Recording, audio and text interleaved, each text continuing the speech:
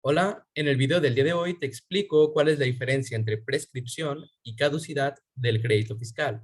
Para ello, primero tenemos que entender qué es un crédito fiscal.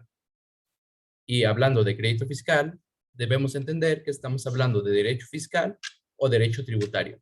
Antes de entrar de lleno en este video, te invito a que me apoyes suscribiéndote a este canal, comentando cualquier duda que te genere este video, dándole like y compartiéndolo con aquella persona que sepas que le puede interesar, ya que es una gran motivación para mí ver que participan y se suscriben a este canal.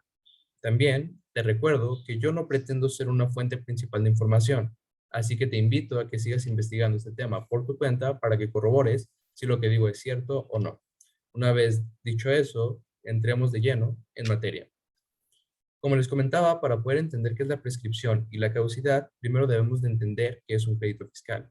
El crédito fiscal es todo aquello que el Estado tiene derecho a recibir por concepto de contribuciones, aprovechamientos, accesorios de las contribuciones y aprovechamientos por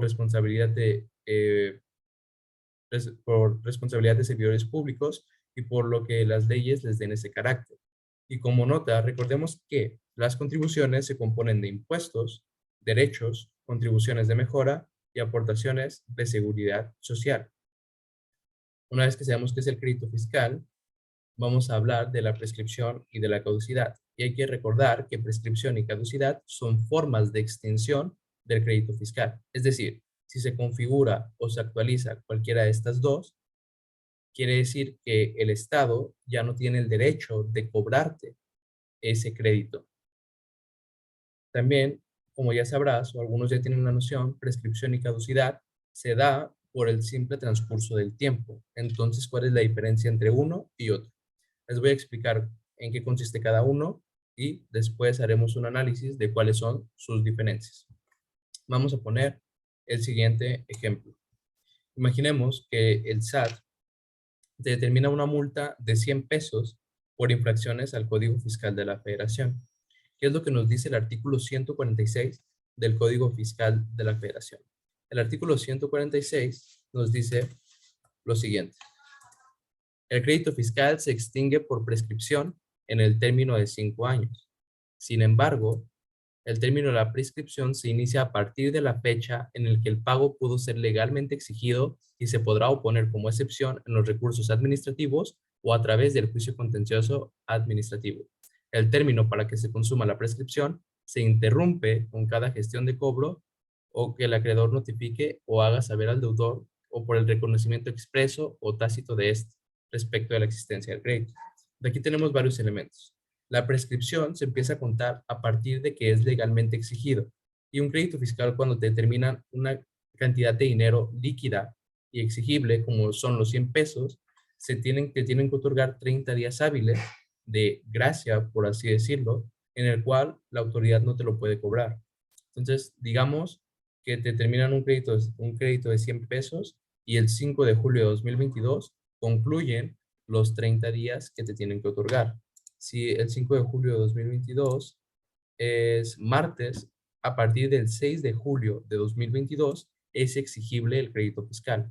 Entonces, del 6 de julio de 2022 vas a contar 5 años calendario, es decir, al 6 de julio de 2023 es un año, al 6 de julio de 2024 son 2 años, al 6 de julio de 2025 son 3 años, al 6 de julio de 2026 son 4 años y al 6 de julio de 2027 son 5 años, que te habla el Código Fiscal de la Federación. Pero no quiere decir que el 6 de julio de 2027 ya está prescrito. No, es hasta el día hábil siguiente. Entonces, si la autoridad te quiere exigir el 6 de julio de 2022 esos 100 pesos, está en plazo para hacerlo. Pero si se va al día hábil siguiente, ya no le está. Entonces, entendemos eso, que se te determina un crédito fiscal, tienes plazo de 30 días, al día hábil siguiente empieza a correr el término de 5 años, se cuentan años calendario y a partir del día hábil siguiente en que termine ese cómputo de años calendario es cuando el crédito está prescrito. Hay que saber otras dos cosas. Existe la interrupción y la suspensión de la prescripción. La interrupción es cuando la autoridad hace una gestión de cobro dentro del procedimiento administrativo de ejecución. Es decir, la autoridad va y te dice, oye, vengo a cobrarte esos 100 pesos. Si la autoridad te hace saber que te lo está cobrando, entonces se interrumpe el plazo. ¿Y qué significa interrumpir? Interrumpir significa que se va a inutilizar todo el plazo que ya había corrido y se va a empezar a contar desde esa fecha. Imaginemos que dijimos que el crédito fiscal de este caso empezó a correr desde 6 de julio de 2022. Imaginemos que el 10 de julio de 2025 la autoridad va y te dice, oye, vengo a cobrarte y si no me pagas, te voy a embargar. Si el 10 de julio de 2025 tú no le pagas, entonces desde ese día renace o tienes que volver a contar. Día hábil siguiente, vámonos. Nos vamos a ir hasta 2030 porque se interrumpió. Se va a inutilizar todo el plazo que ya hubiera transcurrido, siempre y cuando lo haya hecho en el plazo la autoridad. ¿Y cuál es la suspensión? La suspensión es, tú garantizaste el interés fiscal y entonces tú suspendes el procedimiento administrativo de ejecución. Es decir, tú suspendes que la autoridad pudiera embargarte por esos 100 pesos. Si tú suspendes el procedimiento administrativo de ejecución, entonces ese tiempo en el que tú hayas garantizado el interés fiscal no se va a contar, pero cuando retome lo vas a contar desde donde estaba, no se va a contar desde cero. Imaginemos que tú a los 2 años garantizas el interés fiscal y lo garantizaste por 1 año. Después de ese año empiezas a contar y va a empezar desde los 2 años. Espero sí explicarme. Igual si tienes dudas, me comentas aquí abajo. Esa es la prescripción.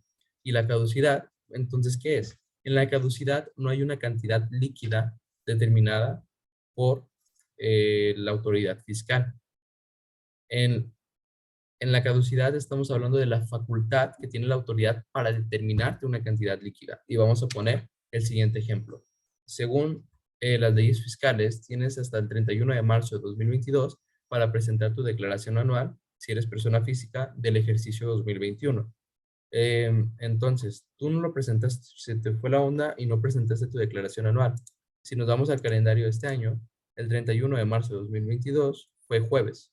Entonces, desde el viernes 1 de abril de 2022, la autoridad tiene un plazo de 5 años para imponerte una sanción por haber incumplido con tu obligación de presentar tu declaración anual del ejercicio 2021.